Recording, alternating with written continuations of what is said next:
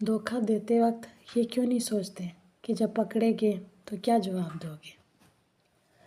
मुझे एक सवाल हमेशा परेशान करता है और ये बात मेरी समझ में नहीं आती। अगर किसी की समझ में आती है तो प्लीज़ हेल्प मी।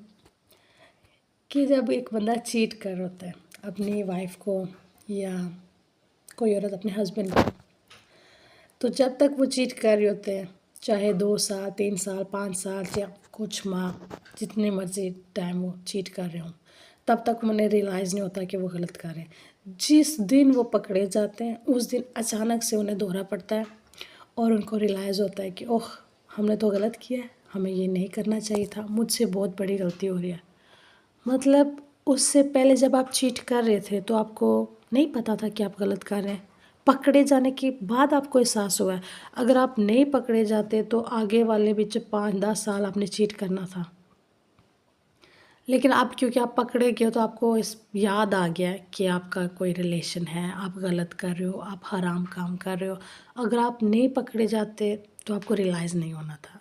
और ये कन्फर्म है, मतलब 100 में से कोई 2% ऐसे होंगे जो चीट करते वक्त उनको एहसास हुआ और उन्होंने ये काम छोड़ दिया और तौबा कर लियो, और वो बहुत कम है।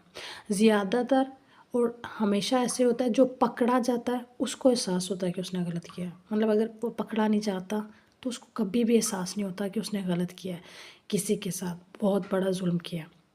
जो बंदा आपके साथ लॉयल है, आपके लिए सब कुछ कर रहा है, अब ना जाने कितने बंदों को वो नो बोल रहा है आपकी वजह से कि वो आपके साथ रिश्ते में और ये हराम काम है और आप उसे चीट कर रहे हो, और जब आप पकड़े जाते हो तो फिर आपको याद आती है कि मैं तो गलत कर रहा था, मेरी बहुत बड़ी गलती है, मुझसे गलती हो गई है। और ये वर्ड जो है गलती हो गई है, ये मानने वाला नहीं है, क्योंकि ये सोच समझ कर किया जाता है।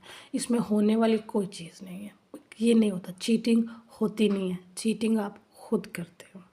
ये खुद से होने वाली चीज़ नहीं है, ये कोई हवा नहीं है जो खुद ही चल गई है, नहीं।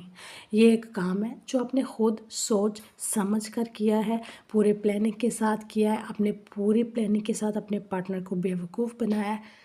तो ये गलती नहीं है, ये गुनाह है और बहुत बड़ा गुनाह है।